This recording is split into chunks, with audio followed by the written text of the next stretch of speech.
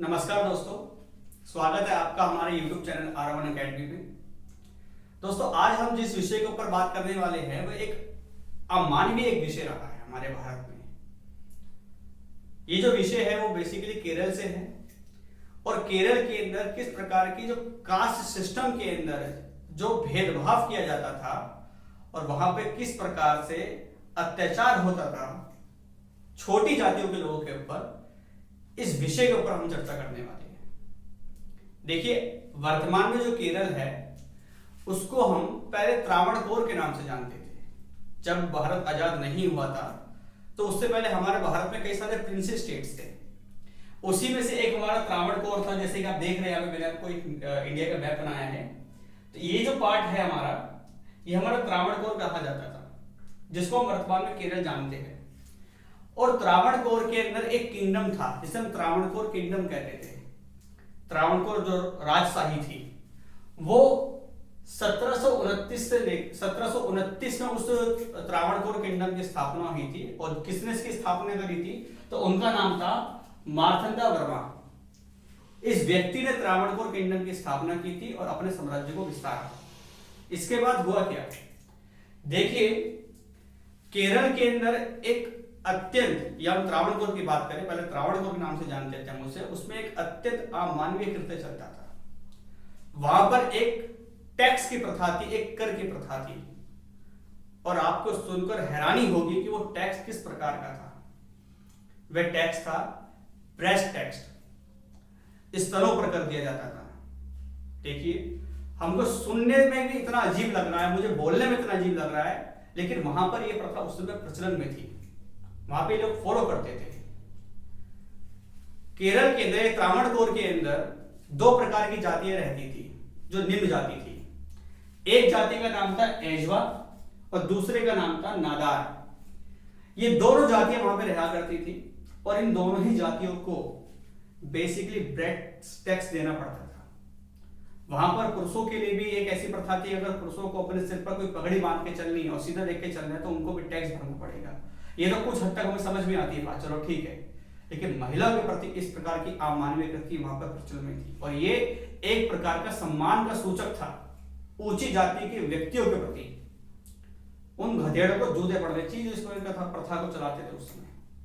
लेकिन क्या करें, हमारे समाज में इस प्रकार की प्रथा रही। तो देखिए, एजवा जाति के अंदर एक महिला थी जिसका नाम था नांगली। और यही कहानी हमारे विषय की आज मुख्य कहानी है। ये जो नांगली व्यक्ति, ये जो महिला थी जो एजवा जाति से बिलोंग करती थी, इसने इस टैक्स का पूर्णतः विरोध किया और इसने कहा कि मैं अपने आत्मसम्मान के साथ किसी से खिलवाड़ कर सकती नहीं हूं। मैं क्यों अपने आत्मसम्मान को ढकने के लिए किसी को पैसा दूं? और सिंपल सी बात है कि ये जो जातियां थी, चाहे एजवा हो चाहे नादार हो, ये गरीब थी, छोटी कास्ट थी, छोटे मोटे काम करती थी। तो एक खाने के लिए इनके पास पैसे नहीं है तो टैक्स कहां से भरेंगे पैसे लेके? कितनी बड़ी समस्या थी यहाँ पे। तो नांगली ने इस बात का विरोध किया और उसने अपने शरीर के ऊपरी भाग को ढकना प्रारंभ कर दिया। जब ऐसा हुआ तो कुछ तथाकथित ऊंची जाति के लोगों को यह बर्दाश्त नहीं हुआ। उन्होंने इसका विरोध किया और कहा कि ये बिना टैक्स भरे अपने शरीर के ऊपरी भाग को ढक किस प्रकार से सकती है।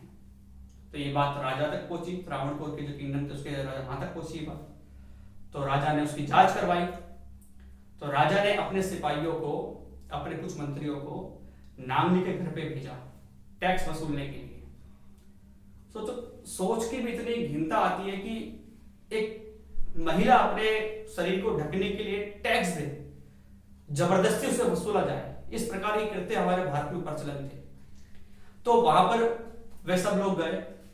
नांगली अपने घर पर थी और जब दरवाजा खोला तो देखा कि सामने राजा के सिपाही और कुछ मंत्री, कुछ सैनिक खड़े हैं जो उनसे टैक्स की मांग कर रहे हैं। तो नांगली ने खूब समझाने का प्रयास किया कि हमारे पास पैसे तो नहीं, हम कहां से भरें। लेकिन जब वे नहीं माने तो बड़ी हताश होकर नांगली अपने घर के अंदर गई। और देखिए, उस समय टैक्स देने की प्रथा ये थी कि केले के पत्ते के ऊपर रख के जो टैक्स की राशि होती थी वो दी जाती थी, राजा को अर्पण की जाती थी। तो नांगली अपने घर के अंदर गई और जब घर के बाहर आई अपने हाथों में थाली लेके पर खड़े हुए सभी लोगों के आंखें फट गई। सभी लोग अचंभा के अंदर आ गए कि ये क्या हुआ। वहां पर नांगली ने चाकू लेके अपने स्तनों को काटकर उस प्लेट पे रख दिया, केलों के पत्तों पे रख के उनको समर्पण कर दिया। और उन्होंने कहा कि मेरे पास पैसे तो नहीं है भरने के, लेकिन मैं इस प्रकार से जीवित भी नहीं रह सकती और मैं इस प्रकार से अपने आत्मसम्मान को बेच नहीं सकती हूं। सबकी आंखें वहां फटी की फटी रह गई।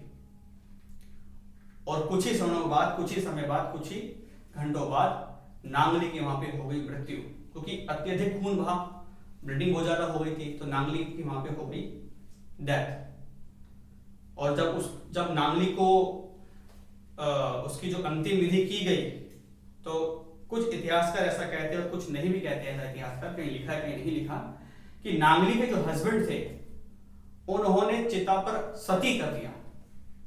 जो पहले सती होती थी महिला की जाती थी, यहां पे हमको रिजर्व देखा, हमको यहाँ पर दूसरा दिखा कि पुरुष सती हुआ है नांगली के साथ। तो इस प्रकार की घिनौनी प्रथा हमारे भारत में, त्रावणकोर जो हमारा राज्य था, जिसको हम केरल के नाम से जानते हैं, वहां पर यह प्रथा उस समय प्रचलन में थी। और नांगली उस समय, ये बात 1803 की है। देखिए 1729 के अंदर जो त्रावणकोर किंगडम है वहां पर ये स्थापना हुई और 1803 के अंदर नांगली ने इस प्रकार की वहां पे चीज करी। इतने सालों तक वहां पर यह प्रथा प्रचलन में रही। और जब नांगली 1803 के अंदर उसकी डेथ हुई, तो हमारे जो एजवा कम्युनिटी है, एजवा जो जाति है, वहां पर बड़े पैमाने पर आक्रोश हुआ। लोगों ने इसका खूब विरोध किया और मजबूरन या अंततः जो हमारे त्रावणकोर के राजा थे, उन्होंने सिर्फ और सिर्फ एजवा कम्युनिटी से, एजवा जातियों से जो हमारा ब्रेस्ट टैक्स था, स्तन कर था, उसको खत्म किया, समाप्त किया। लेकिन जो नादार कम्युनिटी थी, वहां पर तो एक टैक्स उस समय प्रचलन में था, तो नादार कम्युनिटी की जो महिला थी उनको भी ये टैक्स कंटिन्यू करना पड़ा, उनको भरना पड़ा। कितने शर्म की बात है अगर देखा जाए तो।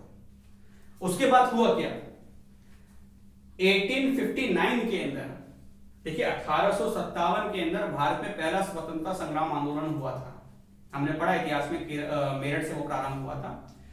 और 1858 के अंदर पूरे भारत में एक प्रकार से राजशाही, जो कि इंग्लैंड की राजशाही थी, उसको पूरे तरीके से प्रचलन में कर दिया गया था।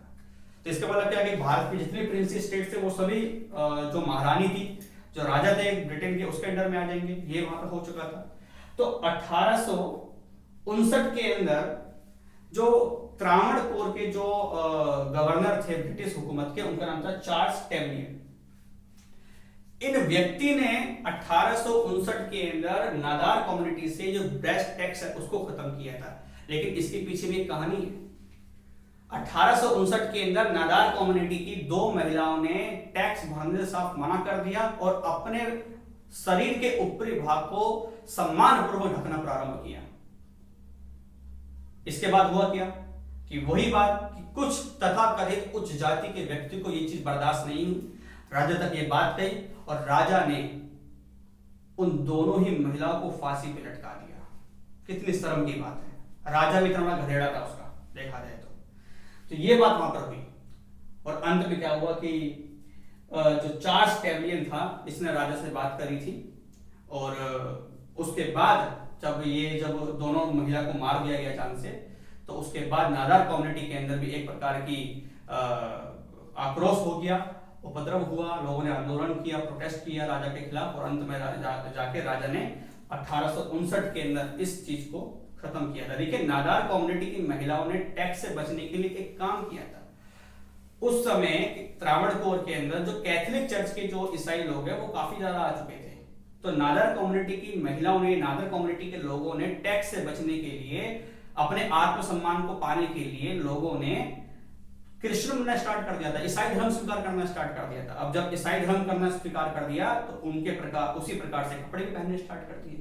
तो फिर वही उस जाति के लोगों को परेशानी हुई, उन्होंने इसकी कंप्लेंट करी और ये पूरी कृत्य यहाँ पर एक प्रकार से हमको देखने को मिला।